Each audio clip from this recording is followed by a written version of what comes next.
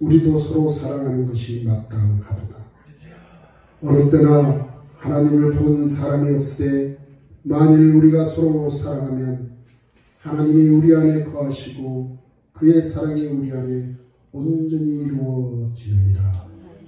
하나님 아버지, 이 예배를 성령으로 역사하여 주옵소서. 예수님의 이름으로 기도드리옵나이다. 아멘.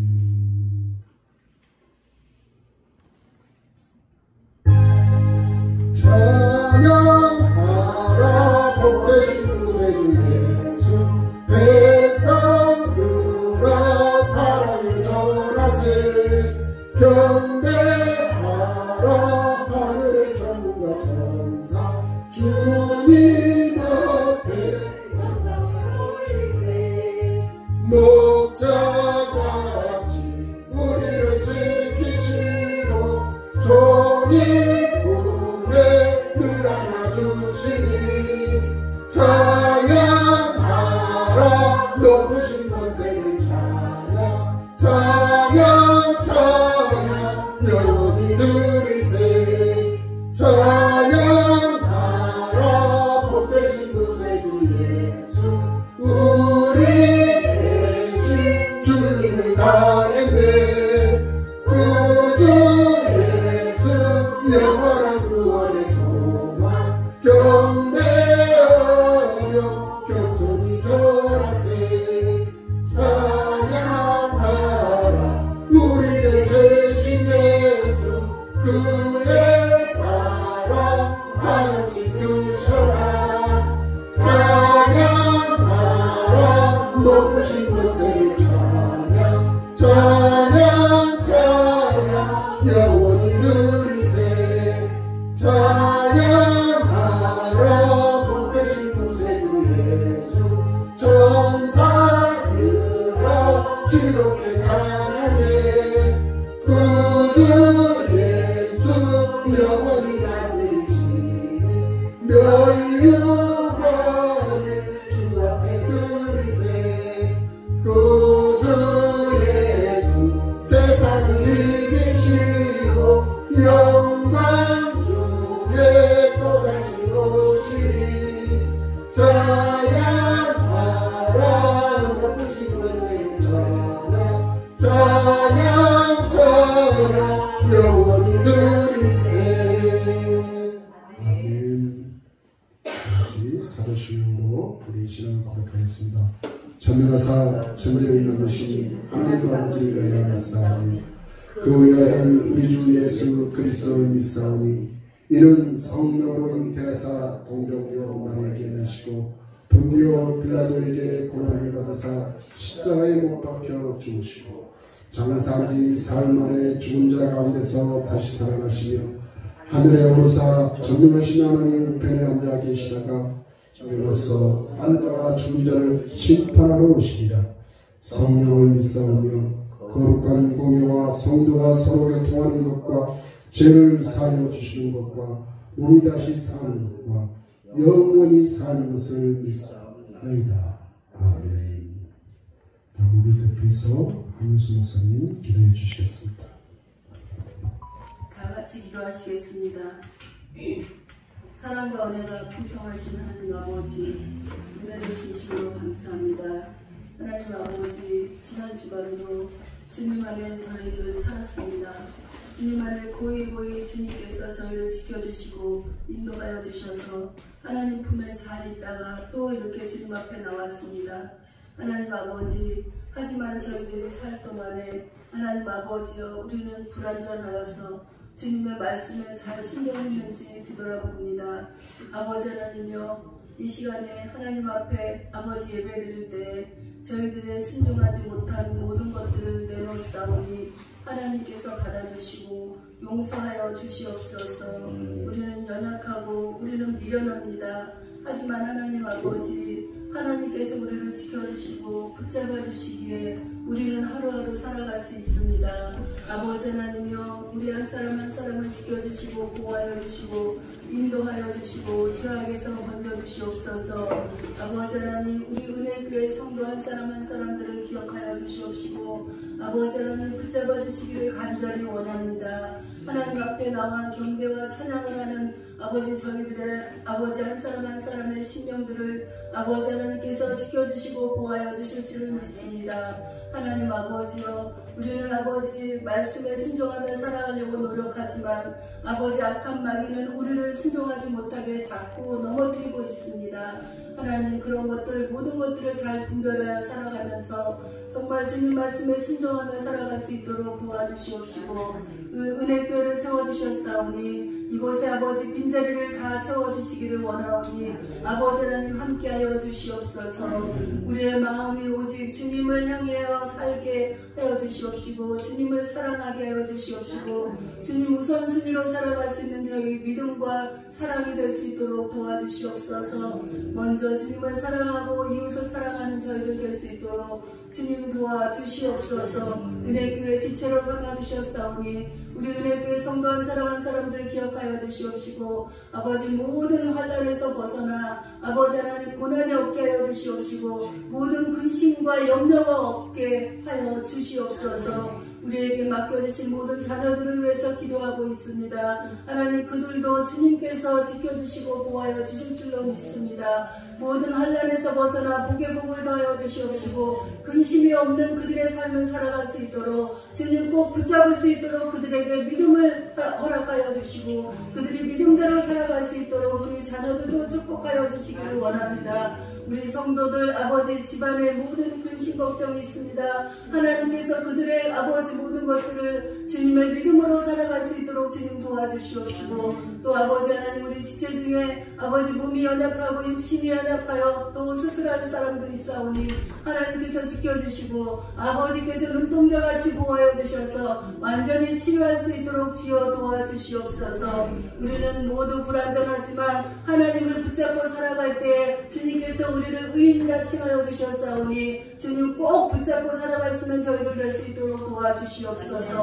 하나님 아버지여, 우리 아버지 하나님 또 우리나라와 민족과 모든 전 세계를 위해서 기도하오니 아버지 하나님 함께하여 주시옵시고 붙잡아 주시옵소서. 우리가 믿음이 연약하여서 염려하고 넘어지고 쓰러질 때가 많이 있습니다. 하지만 주님께서 역사의 주인이 되시고 모든 것이 주님의 손 안에 주님의 섭리 안에 있음을 믿으며 살아가오니 아버지 하나님, 어려운 남국에서도 이 어려운 곳 아버지 때에도 하나님께서 함께하여 주셔서 우리 믿는 자들은 다 지켜 보호하여 주실 줄로 믿사오니 그 믿음으로 승리할 수 있도록 주여 도와주시옵소서. 간절히 원하옵기는 아버지여, 우리 교회에 아버지 하나님, 우리 원로 목사님과 또 많은 지체들 아버지 하나님, 아픈 사람들 아버지 하나님, 그들의 고통을 불쌍히 여기시고 긍휼을 베풀어 주셔서 하루속히 치유하여 주시기를 원하오니 아버지 하나님 도와주시고 고쳐주시고 치유되게 하여 주시옵소서.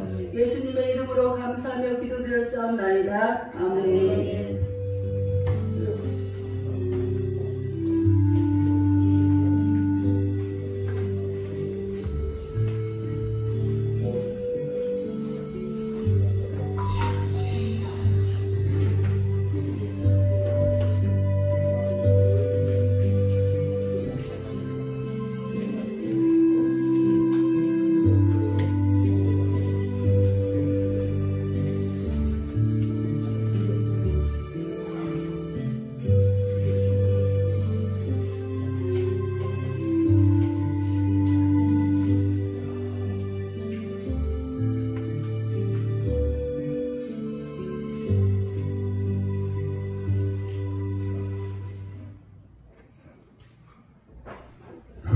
하나님께서 저희들에게 주신 말씀을 서로 교독하는 시간을 갖도록 하겠습니다.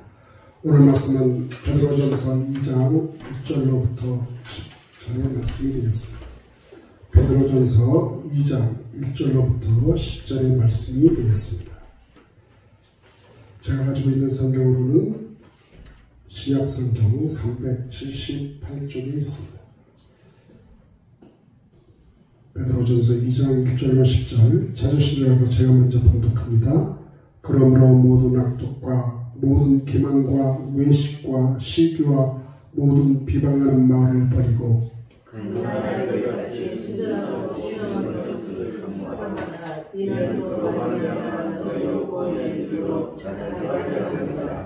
너희가 주의 인자하심을 맛보았으면 그리하라.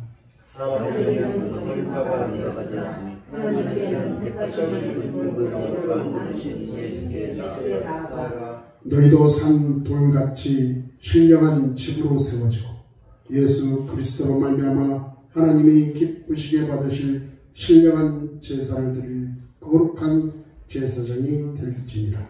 성경에 기록되되 보라 내가 택한 모든 모든 시온의 두놈이 그를 믿는 자는 부끄러움을 당하지 아니하리라 하셨으니 그러므로 믿는 너희에게는 복이나 믿지 아니하는 자에게는 건축자들이 버린 그 돌이 모퉁이의 머릿돌이 되고 또한 드시는 돌과 던져 넘게 하는 바위가 되었다 하였으니까 그들의 말씀을 순종하지 않으므로 넘어지지 않으니 이는 그를 그에게 전신하셨다.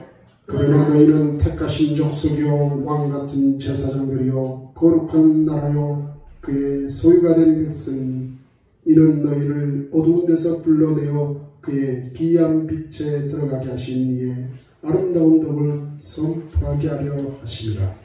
너희가 전에는 백성이 아니더니 이제는 하나님의 백성이요 전에는 구비를 얻지 못하였더니 이제는 구비를 얻은 자리라. 아멘. 예, 오늘 말씀은 왕같은 제사장의 5대 삶이라는 말씀으로 은혜를 나누고자 합니다. 말씀을 나누기 앞서 우리 다 같이 기도하겠습니다. 사랑이 많으신 하나님 아버지 감사합니다. 하나님의 사랑하는 이전에 나와 하나님 앞에 예배를 드리는 저희 모두에게 한량한 하나님의 사랑과 은혜가 임하게 역사하시고 함께하여 주시옵소서. 오늘도 하나님께서 저희들에게 주시는 말씀 심령에 박힌 못처럼 그 말씀 붙들고 이 세상에 나아가 승리하며 살아갈 수 있는 귀한 하나님의 함께하신 역사가 있게 하여 주옵소서. 하나님 믿음으로 하나님 앞에 나아가는 우리 은혜교회에 사랑하는 하나님의 사랑하는 자녀들 모두 다 믿음 가지고 그 믿음의 순종으로 하나님을 영광스럽게 하는 저희 모두 되게 하여 주옵소서. 감사를 드리며 예수님의 이름으로 기도드리옵나이다. 아멘. 예, 지난주에 부활주의를 마치고 하루 지나가면서 그런 생각을 했습니다. 우리 은혜교회에 사랑하는 모든 공석들이 하나님께서 주시는 말씀 중에 참 오늘 말씀에 나와 있는 2장 9절에 있는 말씀처럼 한 사람 모두 다 택하신 족속이요 왕같은 제사장들이요 거룩한 나라라는 생각이 들었습니다. 그래서 이 말씀으로 오늘 은혜를 나누고자 합니다. 여러분 스스로 한번 온전한 재물이 되도록 그런 마음을 가졌으면 합니다. 구약 말씀에 보면은 흠이 없는 재물을 하나님께서 원했습니다. 따라서 흠이 있는 재물은 엄격히 금했던 하나님이셨습니다. 어떤 사람들은 이렇게 얘기할지 모릅니다. 어차피 재물을 죽이고 불태워 하나님 앞에 제사를 드리는데 조금 병들고 상한 것을 가져오면 어떨까 하고 가볍게 생각할 수 있습니다. 예를 들어서 건강한 수양의 가격이 20만 원이라면 시장에서 가서 다리 부러지고 병든 것을 10만 원을 주고 반값에 사가지고 와서 하나님 앞에 올리면 똑같이 불태워서 없앨 건데 하는 생각이 들지도 모릅니다. 하지만 하나님께서는 병든 제물로 형식적으로 헌신하기보다는 온전한 헌신을 원하신다는 것이죠. 인천에서 어렵게 목회를 하시던 한 목사님이 교회에 봉고차가 필요했어요. 그래서 어떤 한 형제가 벼룩시장에 이렇게 광고를 했습니다. 봉고차를 기증해 주실 분이라고. 이렇게 광고를 내자 며칠 후에 중고 봉고차를 기증하겠다고 하는 한 분이 나타나셨습니다. 그분이 기증하신 분이 송도에 계셨는데 그 송도에 가서 보니 그 차는 외양은 참 괜찮았고, 그리고 그 기증자도 사소한 것 몇 가지 고치면 쓸 수 있다고 얘기를 하기에 그 목사님은 하나님께 감사하면서 꽤 돈을 들여서 여기도 변경을 하고 또 고쳐야 할 몇 군데를 수소를 냈어요. 그리고 나서 그 차를 이용한 지 한 달 되던 그때 교회 형제들과 포천에 가서 야유회를 가게 되었습니다. 하지만 그 가는 과정 중에 그 차가 그만 주저앉고 말았어요. 그것 때문에 그 목사님은 고생은 고생대로 하고 폐차와 비용까지 들게 되었습니다. 그는 그 일을 겪으면서 하나님께서 온전한 재물을 원하신다는 그 말씀의 의미를 깨닫게 되었다고 그는 얘기를 합니다. 가끔 우리는 하나님께서 주시는 감동이 있습니다. 하나님께 뭔가 드리고 싶은 그런 감동이 생길 때가 있죠. 좋은 것을 정성껏 최선을 다해서 구별해 드리십시오. 하지만 뭔가 큰 거를 해야겠다는 그 감동으로 어떤 분은 집이 팔리면 해야 되겠다고 마음먹는 분도 계십니다. 그러나 저는 그러지 마시라고 말씀을 드립니다. 저는 이 문제로 오해하지 않았으면 하는데, 그것이 뭐냐면 분란과 다툼이 생길 소지가 있다면 그것은 안 하는 것이 더 좋다는 것입니다. 본인의 욕심으로 하지 마시고 작은 물질이라도 정성껏 드릴 수 있는 그 마음과 헌신이 중요하다는 것입니다. 하나님은 온전한 재물을 원하시긴 하시지만 무엇보다도 우리 자신이 온전한 재물이 되어야 된다고 말씀하고 계시다는 것이죠. 따라서 우리 성도들은 왕같은 제사장이면서도 동시에 온전한 재물이 되는 그러한 삶을 살아야 한다는 것입니다. 본인의 욕심을 하지 마시고 작은 정성이라도 정성껏 드릴 수 있는 우리의 삶이 되어야 할 것입니다. 우리는 다 같은 왕같은 제사장이라고 성경에서 밝히 말씀해주고 계세요. 오늘 본문 5절의 말씀에 보면 거룩한 제사장이라는 말씀의 표현이 나옵니다. 또 9절 말씀에 가보면 왕같은 제사장들이라고 말씀하죠. 이 표현들은 엄청난 축복의 말씀이죠. 우리들이 왕같은 제사장의 삶을 살려면 도대체 어떻게 해야 하느냐는 것이죠. 저는 그 첫 번째로 버려야 할 것은 버려야 한다는 것입니다. 1절 말씀해 보십시오. 모든 악독과 모든 기만과 예식과 시기와 모든 비방하는 말을 버리고 라고 말씀하셨습니다. 다시 말해서 이 말은 무슨 뜻이냐? 죄를 버려라 라는 말씀인 것입니다. 우리가 지니게 되는 이 죄는 모든 축복과 행복을 빼앗아버리는 근원이 되고 맙니다. 죄는 하나님의 사랑과 온기를 느끼지 못하게 만들고요, 용서와 성결을 막게 되는 것이고요, 스트레스를 이기지 못하게 하고 자기 방어에 급급하게 만드는 결과를 초래합니다. 나 자신 스스로가 떳떳해지지 않는다는 것이죠. 또 한째는 하나님의 놀라운 그 계획과 인도를 보지 못하게 만듭니다. 나의 이 심령의 평안함을 유지하지 못합니다. 하나님의 그 선하심과 신실하심에 대한 그 믿음을 스스로 잃게 만들고 맙니다. 더 이상 하나님의 뜻대로 살겠다 기도하지 않는 그러한 나를 만들어버리고 맙니다. 따라서 우리는 어떻게든 이 죄를 버리려고 힘써야 한다는 것입니다. 특별히 이 구절에 보면 괴율이라는 말이 있어요. 외식. 지금 이 본문의 개역성경에서는 이렇게 표현하지 않지만 예전에 가지고 있었던 그 성경에는 괴율이라는 단어가 나옵니다. 괴율. 이 괴율이란 이 단어는 나의 이 야망을 위해서 거짓되고 간사한 말을 하는 것을 뜻합니다. 다시 말해서 나의 외식이라는 것이죠. 나의 외식은 사단의 미끼로 겉으로는 진리를 갖지만 그 안에 낚싯바늘이 있어서 똑똑한 사람도 잘 넘어가는 수단이 되고 맙니다. 어떤 목사님은 목회를 잘 하다가 이단 때문에 교회가 깨져서 지금은 마을버스를 운전하는 운전기사가 생활을 하고 있다고 합니다. 또 어떤 목사님은 개척교회를 잘 하게 돼서 150명까지 부흥되면서 자랑을 했습니다. 목사님, 저희 교회는 매주 교패를 2개씩 붙여요 라고 자랑을 했어요. 교회에 2집을 교패를 붙였으니 금방금방 성장을 했겠죠.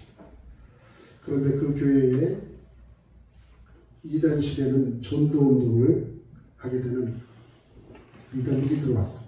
그만 그 교회가 깨지고 그 목사님은 다시 혼자가 되어버린 결과를 낳게 되었다고 합니다.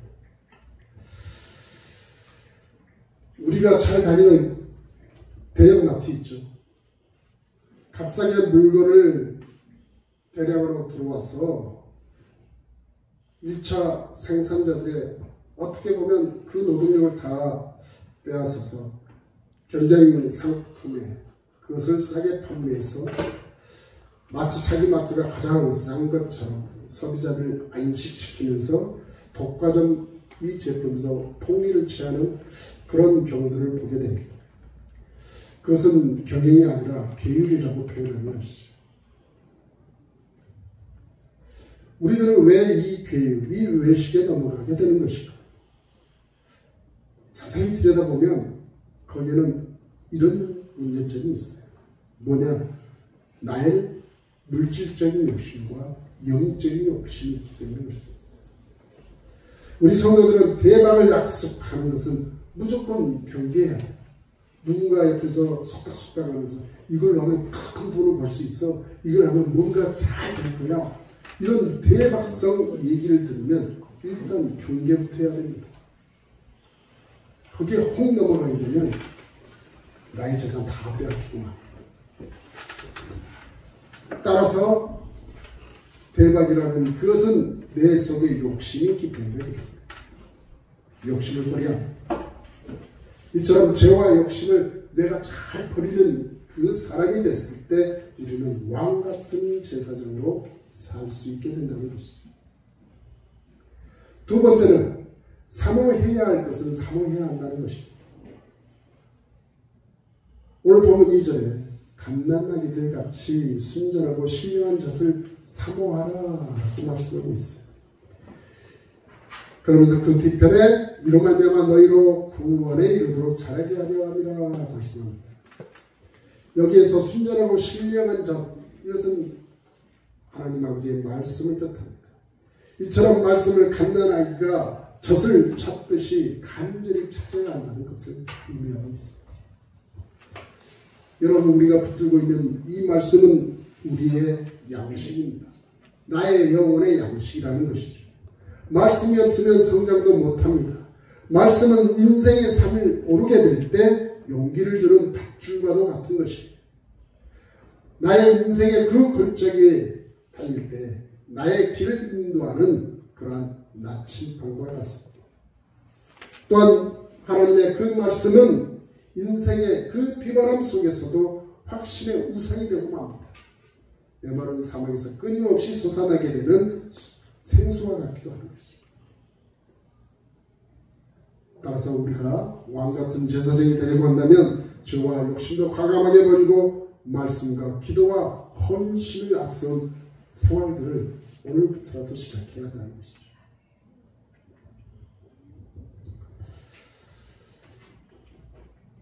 여러분, 나의 모든 앞길에 지침은 하나님의 말씀으로 시작한다는 것을 알아요. 내 생각대로 하면 안 돼.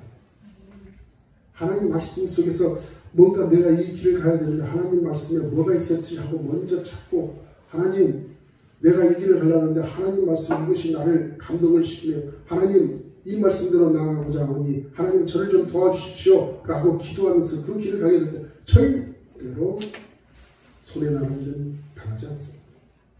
왜? 하나님 말씀에 나침반과 같은 나의 인생의 길을 안내해 주기 때문에 그렇습니다. 그런데 순간 내 욕심이 들어가면, 나의 욕심이 들어가면, 내 생각이 들어가게 되면 삐끗하면 저 사람이 나하고 의도하는 것이 다르더라도 나는 내 마음대로 생각해. 저 사람이 나에게 하고자 하는 그 말의 의미를 내 생각대로 판단하기 때문에 그 일의 결과가 원하는 대로 결과가 나오지 않는다는 것입니다. 철학자 키엘 캐롤이라는 사람이 이렇게 쓴 글이 있습니다. 어느 날에 철새들이 남쪽으로 날아가야 되는데 그때 그 철새 무리들을 이끄는 대장이 이렇게 말을 합니다. 얘들아, 저 밑에 옥수수를 뜯어먹고 가자. 그래서 그 철새 대장의 그 무리들이 다 같이 내려가서 그 옥수수의 알을 먹어서 배가 든든하게 부른 뒤에 날아가기 시작했습니다. 근데 그만 그 철새 중에 한 마리가 이렇게 얘기를 했다고 해요. 이 맛있는 옥수수를 두고 내가 이걸 왜 떠나야 해? 라는 말을 합니다. 그래서 그는 계속해서 그 옥수수 밭에 남아있게 되었어요. 다음날에 이 철새는 떠나야 한다는 것을 알았어요. 하지만 그는 또 중얼거립니다. 아니 이렇게 맛있는 음식을 두고 왜 떠나느냐 말입니다. 그러면서 그는 내일 떠나자. 그래, 내일 떠나면 될 거야. 그는 마음에 결심만 했습니다. 결국 첫눈이 내리는 때까지 이 철새는 떠나지 않았어요. 그래서 그는 첫눈이 오는 그것을 마지막으로 이제는 떠나야지 결단을 했습니다. 그런데 떠나려고 하니까 옥수수를 잘 먹은 장실의 몸이 날개 축지의 살이 뭉쳐가지고 결국 날아갈 수가 없게 되었어요. 결국 그 철새는 첫눈이 오고 난 뒤에 결국 죽고 말았습니다. 사람들은 대개 자신이 무엇을 보려하고 무엇을 추구해야 되는지도 잘 알고 있습니다. 그런데 내일 하자라는 결심만을 하다가 소중한 시간을 다 버리고 뒤늦게 후회하는 경우가 참으로 많지. 우리는 내일 하자라는 이 말에 주의를 기울여야만 합니다. 우리가 내일의 찬란한 꿈을 가지고 있는데 지금 하자, 오늘부터 하자라는 말은 뒤로 하고 내일 하지 뭐 라는 그 말 한마디로 나의 그 찬란한 꿈은 사라져버리고 말게 될 것입니다. 히말라야 그 산속에 가보면 야맹조라는 산새가 있다고 합니다. 이 산새는 낮에는 열심히 놀다가 밤만 되면 남의 그 새 둥지에 들어가서 잠을 취하려고 하죠. 그러면 원래의 주인의 그 둥지한 주인인 그 새가 이 야맹조에게 외적이 침입하니까 새부리로 쪼으면서 내쫓습니다. 그랬더니 이 야맹조는 말하기를 아이 참 서러워서 더러워서 뭐 이런 식으로 못 살겠다고, 그래서 그는 내일은 꼭 내 둥지를 지어야지 하면서 그날 밤을 그렇게 마음에 결단만 하고 잡니다. 다음날이 되어도 이 야맹조는 낮에는 빈둥빈둥 놀다가 또 밤이 되니까 남의 새 둥지를 찾아가게 되었어요. 똑같은 일이 발생합니다. 그는 구박당하면서 그는 또 이렇게 눈물을 뚝뚝 흘리며 이렇게 얘기합니다. 에이 정말 더럽고 아니고 치사스러워서 도저히 못 찾겠다. 내일은 꼭 하고 말아야지. 그의 결단은 아무 소용이 없었어요.